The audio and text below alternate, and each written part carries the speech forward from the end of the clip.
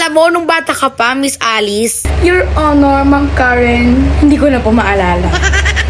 Ay, wawa. Nung grade 2 nga ako, naalala ko pa eh. Lumaki lang po kasi ako sa farm, Ma'am Karen.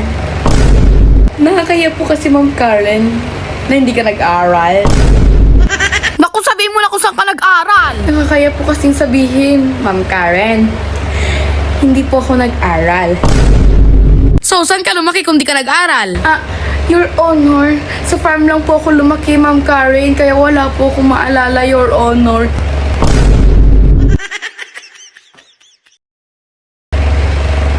Miss Alice Guo, anong lengguwahe ang pagsasalita mo? Ma'am Karen, pure Chinese po kasi yung papa ko, Ma'am Karen. And yung mama ko naman po, pure Filipino. Kaya half Chinese po ako and half Filipino. Ang lengguwahe naman po namin sa farm is Tagalog.